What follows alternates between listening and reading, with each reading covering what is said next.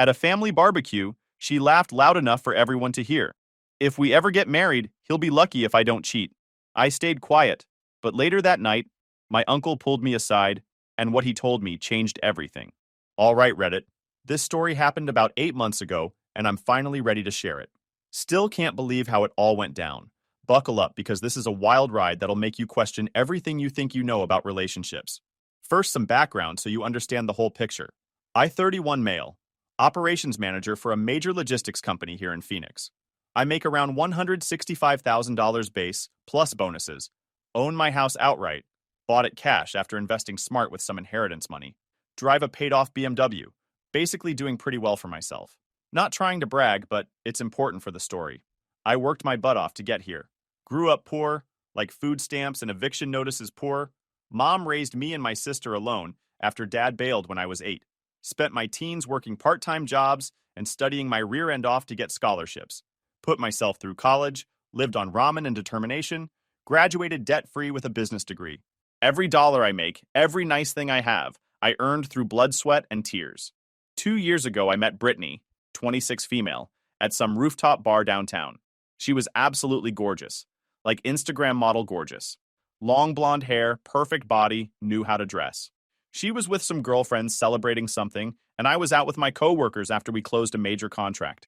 She started talking to me, and I was honestly surprised. Girls like her don't usually give guys like me a second look. I mean, I'm not ugly, but I'm not exactly male model material either. Average height, kinda lean, spend most of my time in spreadsheets and logistics meetings.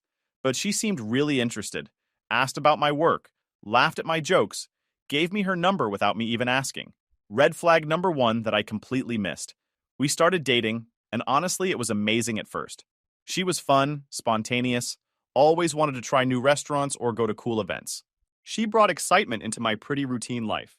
I work long hours and don't have much of a social life, so having someone who pushed me to get out more was great. She moved into my place after about 6 months. Another red flag I should have caught. She never offered to pay rent or utilities or anything. Just assumed I'd cover everything. When I mentioned splitting costs, she did this pouty thing and said, "But babe, you make so much more than me. It doesn't seem fair." She worked part-time at some boutique clothing store making maybe $15 an hour. Claimed she was pursuing her passion in fashion design, but I never saw her actually design anything. Mostly she spent her days shopping, getting her nails done, posting Instagram stories of her coffee cups. The spending started gradually. First it was borrowing money for gas or groceries. Then it was bigger stuff. She needed a new laptop for her design work, $2,800. Her car needed repairs, $1,500. She had to have this designer purse for a job interview, $800. Always promised to pay me back but somehow never did. I didn't mind at first because I genuinely cared about her, and money wasn't tight for me. Plus the relationship was incredible, and she made me feel like the coolest guy in the world. She'd brag to her friends about my job, show off the nice dinners I'd take her to, post pictures of the expensive gifts I'd buy her. Looking back, I realize I wasn't her boyfriend. I was her personal ATM with benefits. My family does this big annual barbecue every Labor Day weekend at my Uncle Rick's ranch outside the city. It's a huge deal. 3 generations, probably 40-plus people. Massive smoker going all day. Kids everywhere, the works. Uncle Rick is my mom's brother, retired Marine who bought this 20-acre spread after he got out. Good man, doesn't say much, but when he does, you listen. Brittany had been to the barbecue last year and charmed everyone. She was great at working a room, telling stories, making people laugh. My family loved her energy. My mom especially was always asking when I was going to propose, saying how perfect we were together. This year felt different, though. Brittany had been extra demanding lately. The week before the barbecue, she spent $400 on a new outfit to make a good impression on your family. Then she needed $200 for hair and makeup. When I pointed out she'd already made a good impression last year, she rolled her eyes and said, "Jake, you have to maintain these things. Your family has money, they notice details." Which was nonsense because my family is mostly middle-class working people. But whatever. The morning of the barbecue, she was in a weird mood, kept checking her phone and giggling at texts. When I asked who she was talking to, she got defensive and said, "Just the girls planning something fun for next weekend." Should have been red flag number about 50. We got to Uncle Rick's around noon, and everything seemed normal. Brittany was her usual charming self, helping my aunt with setup, playing with my little cousins, working the crowd. I was on smoker duty with my dad and uncle, making sure the brisket and ribs were cooking right. Around 2 p.m., people were getting more relaxed and the conversations were flowing. Brittany was holding court with my female cousins on the back porch, talking about some reality show drama. The conversation turned to relationships and engagements. My cousin Emma had gotten engaged a few months back.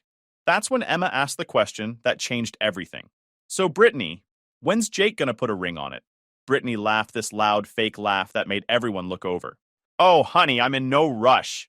I mean, Jake's sweet and all, but he's not exactly husband material, if you know what I mean. The porch went quiet. You could hear a pin drop. He's more like training wheels, she continued, getting more animated. Good practice for when I find someone who's actually going somewhere in life. I mean, he makes decent money now, but he has zero ambition. He'll be doing the same boring job forever while I want to live a little, you know? I was standing about 15 feet away and heard every word. The BBQ tongs in my hand felt like they weighed 100 pounds. But she wasn't done. Plus, between you and me, she lowered her voice, but not enough. The bedroom situation is pretty vanilla. Like missionary position vanilla. I need a real man who knows how to handle a woman like me. My cousin Emma looked mortified.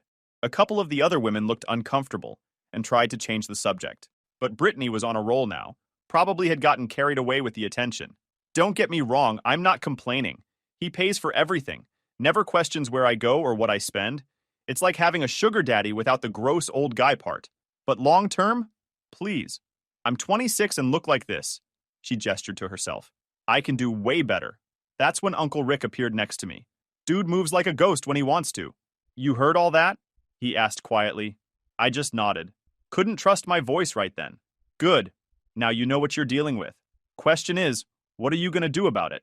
Uncle Rick and I walked away from the party, down toward the pond on his property where we couldn't be overheard. I was still holding those dang BBQ tongs, hands shaking with rage. I want to go over there and dump her right in front of everyone, I told him. No, you don't, Rick said calmly. That's what she'd expect. Drama, tears, big scene where she gets to be the victim. Then in 2 weeks, she's telling everyone how you couldn't handle her honesty and showed your true colors. He sat down on his old fishing chair and motioned for me to sit on the cooler next to him. You know what your problem is, Jake? You're too nice. You see the best in people even when they're showing you their worst. This girl just told your entire family that you're her personal piggy bank and a disappointment in the bedroom. And I guarantee you're sitting there making excuses for her in your head right now. He was right. Part of me was thinking maybe she didn't mean it. Maybe I misunderstood. Let me tell you something about people like her, Rick continued. They don't respect kindness. They see it as weakness. They'll take and take until there's nothing left, then move on to the next mark. And right now, you're her mark. So what do? You get smart. You document everything. You protect yourself legally and financially. And then you show her what happens when you mistake kindness for weakness. Rick had been through a nasty divorce about 10 years back. His ex-wife had tried to take him for everything, claimed he was abusive, turned his own kids against him for a while. He'd learned the hard way how dirty people can play when money's involved. First thing Monday morning, you call your bank and open a new account. Don't close the old one. Just stop putting money in it. Keep enough in there to cover bills, but move your main stash somewhere she can't access. I realized she had my debit card info because I'd given it to her for emergencies. She'd been using it pretty regularly for those emergencies that always seemed to involve Sephora or designer coffee. Second, you start documenting everything. Every conversation, every expense, every time she shows her true colors. Keep records, screenshots if she texts crazy stuff. You're going to need evidence later. Evidence for what? For when she tries to destroy you, which she will. Girls like that don't just quietly go away when the money train stops. They fight dirty. We sat there for a while watching the water. I could hear the party continuing behind us. Laughter and music like nothing had happened. Brittany was probably still holding court, talking about whatever dramatic nonsense was on her mind. There's something else, Rick said. Something you need to understand about this situation. He pulled out his phone and showed me Brittany's Instagram page. I don't follow her, but my daughter does. Look at this. He scrolled to a post from 2 days ago. It was Brittany at some fancy restaurant downtown, dressed up, sitting across from some guy I didn't recognize. The caption said, "Amazing dinner at Le Bernardin with this incredible man. Life is full of surprises. Living my best life? Blessed." My stomach dropped. Le Bernardin was expensive as heck, like $300 per person expensive. She told me she was having a girls' night that evening. There's more, Rick said, scrolling further. Pictures from the past month I hadn't seen. Her at expensive bars, fancy hotels, always with different guys. Designer clothes I knew she couldn't afford on her boutique salary. Captions about amazing dates and being treated like a queen. She's been playing the field, nephew. You're not her boyfriend, you're her home base. The safe option she comes back to between adventures. Everything clicked into place. The late nights she claimed were work events. The new clothes and jewelry that appeared without explanation. The way she was always on her phone texting and giggling. The weird mood swings. I wasn't just being used financially. I was being played completely. I want to destroy her, I said. And I meant it. Good. But you do it smart. You do it legal. And you do it in a way that protects you from any blowback. Monday morning, I opened a new checking account at a completely different bank. Moved $125,000 out of my main account, leaving just enough to cover bills and make everything look normal. Set up direct deposit for my salary to go to the new account starting with my next paycheck. Felt good to know she couldn't blow my money on overpriced lattes and designer nonsense anymore. The documenting part was easier than I expected because Brittany was absolutely terrible at covering her tracks. Like embarrassingly bad. Her Instagram posts were a treasure trove of evidence. I screenshot everything. The fancy dinners, expensive clothes, pictures with other guys. Started noticing patterns too. She'd post about amazing dates every Tuesday and Thursday, which were supposedly her longest work days at the boutique. Called the boutique one Thursday afternoon around 2 p.m., pretending to be a customer looking for her. Oh, Brittany? She only works weekends here, the girl who answered said. She's been part-time weekends only since like 6 months ago. So she'd been lying about her work schedule for half a year. Tuesday and Thursday weren't work days, they were date days. Her texting habits were sloppy too. She'd always have her phone face down when I was around, but she'd leave it unattended when she was in the shower or doing her makeup. Started taking pictures of her message notifications when they popped up. Can't wait for tonight, Daddy! From a contact listed as Tyler Investment Banking. Thanks for the Cartier bracelet. You really know how to treat a girl right. To someone called David Tesla Guy. Last night was incredible. When can we do it again? To Brad Real Estate. She literally had these dudes listed by their professions, like she was running some kind of sugar baby operation. The most damning evidence came from her laptop. She never logged out of anything and had all her passwords saved. Found her secret email account where she was basically coordinating multiple relationships. Emails to Tyler talking about how much she loved successful, ambitious men, and how tired she was of dating boys instead of men. Messages to David about how she deserved luxury and excitement, and couldn't wait to upgrade her lifestyle. But the worst was an email to her friend Madison that laid out her entire strategy. Jake is such a sucker, lol. He pays for everything and never asks questions. I'm basically living for free while I find someone better. Found some real prospects on Seeking Arrangement, guys with actual money who know how to treat a woman. Just have to be careful not to get caught before I'm ready to trade up. The plan is to string Jake along until I lock down someone with real wealth, then dump him and take whatever I can in the breakup. He's so naive he'll probably let me keep half his stuff, just to avoid drama. Reading that made me physically sick. 2 years of my life, tens of thousands of dollars, genuine love and care, all just part of her strategy to find a bigger wallet.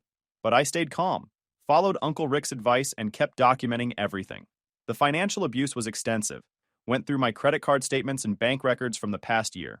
She'd spent over $40,000 of my money on clothes, jewelry, spa treatments, expensive dinners, probably with other guys, and random stuff. Never contributed a penny to rent, utilities, groceries, or any actual living expenses. Meanwhile, she was stashing away the little money she did make. Found out she had a separate savings account with about $8,000 in it. Money she'd been saving while spending mine on everything. 2 weeks into my investigation, the new bank account setup paid off. Got a text from her while I was at work. Babe, your card got declined at Nordstrom. Can you call the bank? I'm trying to buy something for my interview tomorrow. What interview? She hadn't mentioned any interview. Texted back, weird. I'll call them. What interview? Oh, just a potential freelance fashion consulting thing. Probably nothing but want to look professional, you know? Another lie. Checked her email later and found the truth. She was interviewing to be someone's personal shopping assistant, basically a sugar baby position she'd found online. The interview was at some guy's penthouse. That evening, she tried my card again for a $300 dinner. When it declined, she came home frustrated. Your bank is being so weird lately, she complained. The card keeps getting declined for no reason. That is weird, I said, playing dumb. I'll call them tomorrow. Must be some kind of security thing. She was starting to panic because her lifestyle depended entirely on my money. Over the next week, I watched her scramble to maintain appearances while her access to funds dried up. She started asking me for cash, just until the card issue gets resolved. I gave her small amounts, just enough to keep her from getting too suspicious. Meanwhile, she was clearly trying to accelerate her timeline with other guys. The Instagram posts became more frequent and more desperate. Pictures at expensive places with captions like, "When a real man knows how to treat you right," and "Some people understand luxury and some don't." Obvious shots at me while she auditioned for her next mark. But here's the thing about gold diggers. They're expensive to maintain. These guys she was seeing expected her to look perfect, dress expensive, be available for upscale dates. Without my money subsidizing her lifestyle, she couldn't keep up the image that attracted wealthy men in the first place. It was beautiful to watch it all fall apart. The breaking point came 3 weeks after the barbecue. She came home frustrated after another job interview that clearly hadn't gone well. "I need $2,000, she announced. "There's this networking event next week, and I need a proper dress and all the accessories. It's a huge opportunity." "$2,000? I asked. "For one outfit?" "Jake, you don't understand. These are important people. I can't show up looking like I shop at Target." I pretended to think about it. "That's a lot of money, Britt. Maybe we should talk about budgeting and—" "Budgeting?" she exploded. "Are you serious right now? I'm trying to build a career and you want to talk about budgeting? You make like $200,000 a year and you're worried about $2,000? There it was. The mask slipping. No more sweet girlfriend routine. "I work my butt off to contribute to this relationship," she continued. "I make this house a home. I support your boring social life. I put up with your family and your nerdy friends. The least you can do is invest in my future." "How exactly do you contribute?" I asked calmly. Wrong question, apparently. How do I contribute? Are you kidding me? I could be with any guy I want, Jake. Anyone. But I choose to be here with you even though you're not exactly a catch. I bring beauty and excitement into your pathetic little life. Without me, you'd just be some lonely nerd playing video games every night. And there was the truth, finally. "You're right," I said. "I think we need to have a serious conversation about our relationship." She must have heard something in my tone because her expression changed. "What do you mean?" "I mean, it's time we both stopped pretending." I waited until the weekend for the big conversation. Made sure I had everything ready.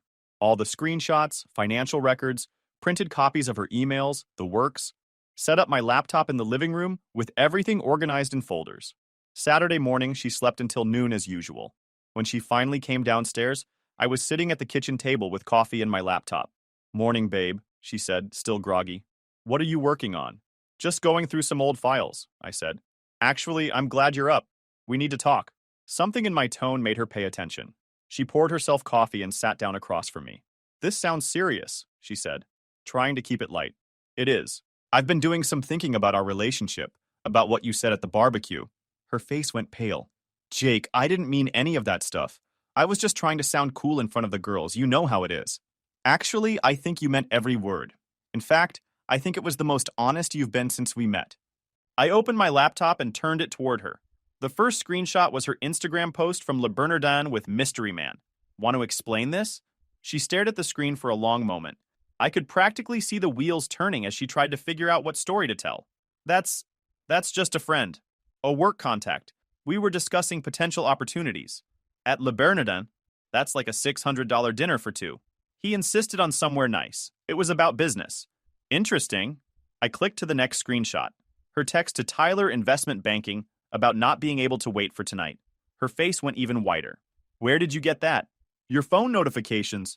You really should be more careful about leaving it around." Clicked to the next one. The email to Madison about stringing me along while she found someone better. "Jake, I can explain." "No need, it's all pretty clear." I clicked through a few more screenshots. Dating multiple guys, taking their money, lying about work, planning to trade up when you find someone richer. She was quiet for a minute, then tried a different approach. "Okay, fine. Yes, I went on some dates, but we never talked about being exclusive. And yes, maybe I accepted some gifts, but that doesn't mean anything serious happened. Brittany, you've been living in my house rent-free for over a year. You have my credit card. We talk about marriage and future plans. What exactly did you think this relationship was?" "I thought it was casual. Fun. I didn't know you were getting so serious about everything." The gaslighting was incredible. Acting like I was crazy for thinking we were in an actual relationship. Here's what's going to happen, I said, closing the laptop. You're going to pack your things and move out. Today. What? Jake, come on. We can work this out. I made some mistakes, but you didn't make mistakes. You ran a deliberate con for 2 years. You used me for money while shopping for someone better. This isn't fixable. She started crying. The tears looked real, but I didn't trust anything about her anymore. Please don't do this. I love you. I know I screwed up, but I can change. We're good together. We were never together. I was in a relationship. You were running a business. That's not fair. I do care about you. You care about my bank account. There's a difference. The tears stopped pretty quickly when she realized they weren't working. Her expression hardened. Fine. You want to be a petty jerk about this? I want half of everything. I've been living here for a year, contributing to this household. Contributing what exactly? You haven't paid a single bill. I've been providing emotional support, maintaining the home. You mean spending my money and seeing other guys? We were never married.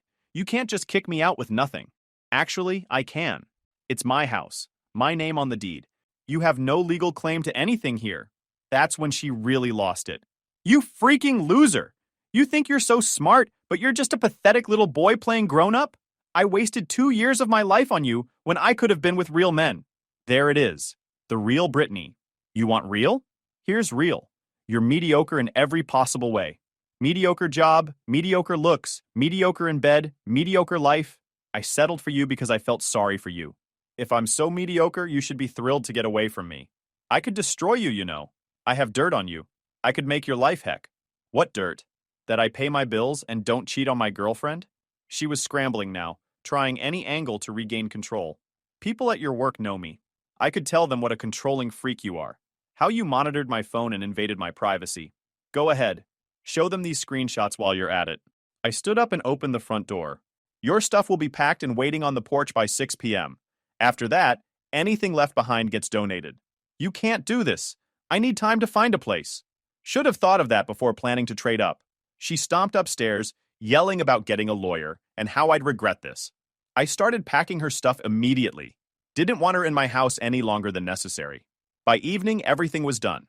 Her clothes, makeup, designer handbags, all bought with my money, weird decorative pillows she'd insisted on buying, everything in boxes on the porch. She showed up around 7 p.m. with Madison and another friend to collect it all. I watched from the window as they loaded her life into Madison's Honda Civic. Brittany kept looking at the house like she was waiting for me to come out and stop her. When I didn't, she marched up to the door and started pounding on it. This isn't over, Jake. You think you can just use me and throw me away? I'll make sure everyone knows what kind of person you really are. I opened the door just long enough to hand her my house key, the one I'd given her months ago. Thanks for returning my property, I said, and closed the door again. The first few weeks after Brittany moved out were honestly amazing. The house felt different, lighter somehow. No more drama, no more walking on eggshells, no more unexpected $500 charges on my credit card for essentials. But Brittany wasn't done trying to make my life miserable. It started with the social media campaign. She went full scorched earth on Instagram and Facebook, posting long rants about narcissistic abuse and how I'd financially controlled and manipulated her. Made herself out to be this poor victim who'd escaped a terrible situation. The posts got a lot of sympathy from people who didn't know the real story. Then she started contacting my coworkers, found their profiles on LinkedIn and sent them messages about what a controlling monster I was. My boss called me into his office on a Friday afternoon. I thought I was about to get fired. Jake, I got a very disturbing email yesterday from someone claiming to be your ex-girlfriend. She's making some serious accusations about your character. I showed him some of the screenshots. The emails about stringing me along, the Instagram posts with other guys, the texts about finding someone with real money. Well, she picked the wrong target. I've worked with you for 3 years. I know what kind of person you are. But Jake, this could escalate. You need to protect yourself legally. I consulted with a legal professional about filing a harassment suit. The advice was to send Brittany a formal cease and desist letter. Make it clear that any further contact with me, my family, or my employer would result in legal action. That seemed to quiet things down for a few weeks. Then I found out what she'd really been up to. Madison reached out to me through Instagram. Hey Jake, I know this is weird, but I thought you should know what's been happening with Brittany. She's been telling everyone you were abusive, but I was around enough to know that's nonsense. She's in some serious trouble now, and I think it's karma catching up. Turned out Brittany had been running actual scams on her other targets while using me as her home base. She convinced this one guy, David, to invest in her fashion design business, got him to transfer $15,000 to her account for startup costs and inventory. Obviously, there was no business. Then there's Tyler, the investment banking guy. She borrowed his credit card for a family emergency and ran up $8,000 in charges before he canceled it. And Brad, the real estate guy? She talked him into paying for a business trip to New York for a fashion show that didn't exist. He bought her plane tickets, hotel, gave her spending money, the works. She just went shopping for a weekend and came back. The scams were getting more sophisticated too. She'd started creating fake websites and business documents to support her stories. Set up a whole fake fashion company with professional-looking marketing materials. The problem is these guys all know each other through business connections. When they started comparing notes, they realized they'd all been played by the same girl. David had filed fraud charges. Tyler was pursuing theft charges. Brad was suing her civilly for the money she'd stolen. She's looking at serious jail time, Jake. Like felony charges serious. She thinks you can help her, Madison continued. She's been telling people that you two are getting back together, that you realized you made a mistake and want to work things out. 2 days later, she proved Madison right. I was working from home when my doorbell rang around 10 a.m. Checked the security camera and there she was, standing on my porch looking terrible. Hair unwashed, wearing clothes I'd never seen before, dark circles under her eyes. She looked like she'd aged 5 years and 4 months. Jake, please, I know you're in there. I just want to talk. 5 minutes, that's all I need. I opened the door but left the security chain on. What do you want, Brittany? I want to apologize. For everything. I know I messed up and I want to make things right. Okay, you've apologized. Anything else? Can I come in? Please. I've been going through a really hard time and I need someone to talk to. I'm not your boyfriend anymore. I'm not your friend either. Find someone else to talk to.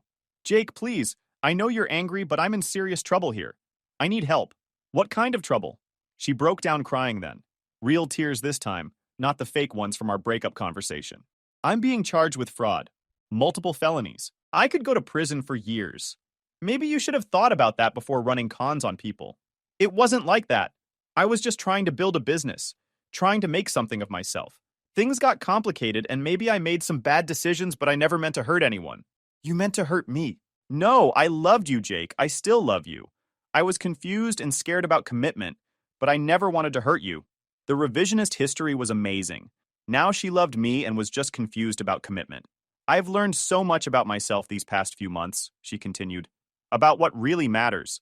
Money doesn't matter, success doesn't matter. What matters is having someone who cares about you, someone loyal and kind and genuine, someone like you. Brittany, you literally called me mediocre in every possible way. You said you settled for me because you felt sorry for me. I was angry. I was lashing out because I was hurt. I didn't mean any of that. Yes, you did. And that's fine. We're not compatible. Find someone else. There is no one else. Do you think any decent guy is going to want me after all this? My reputation is destroyed. I have nothing left. And there it was. Not, I realized I love you. Not, I made a terrible mistake. Just, I have nothing left. That's not my problem anymore. Please, Jake, I'm not asking you to take me back. I just need help getting through this legal stuff. Maybe you could write a character reference letter? Tell them I'm not usually like this? That I was going through a hard time, but I'm basically a good person? The audacity was breathtaking. She wanted me to help her avoid consequences for scamming people. You want me to lie to a court? Not lie, just explain that the person they're prosecuting isn't the real me. That I was lost and confused, but that's not who I really am. Accept it as who you really are. You ran cons on multiple guys while using me as your safety net. That's exactly who you are. I'll do anything to make it up to you. I'll pay back every penny I spent of your money. I'll work 3 jobs if I have to. You don't have 3 jobs. You don't have 1 job. I'll get jobs. I'll prove to you that I've changed. Even if you could pay me back, which you can't, it wouldn't change anything. You didn't just spend my money. You lied to me for 2 years. You cheated on me. You tried to destroy my reputation when I caught you. I was desperate. I wasn't thinking clearly. No, you were thinking very clearly. You planned everything out. You had strategies and backup plans. You knew exactly what you were doing. She was quiet for a minute, probably trying to think of a new angle. What if I could give you information about other guys? Guys who are doing the same kind of stuff I was? You could report them, be a hero or something. I don't want to be a hero. I want you to leave me alone. Jake, please, I'm begging you. I have nowhere else to turn. You're the only person who ever really cared about me. That's the problem. I did care about you, and you used that against me. I know, and I'm sorry, but we had something real, didn't we? Those weren't all fake feelings on my part. Honestly, I have no idea what was real and what was fake with you, and I don't care anymore. So that's it? You're just going to let me go to prison? You're going to let you go to prison. This is all you're doing. I started to close the door, but she pressed against it. Wait, what if I made this worth your while? I know things about a lot of powerful men in this city. Rich guys who cheat on their wives, politicians who take bribes, businessmen who run shady deals. Information like that has to be worth something.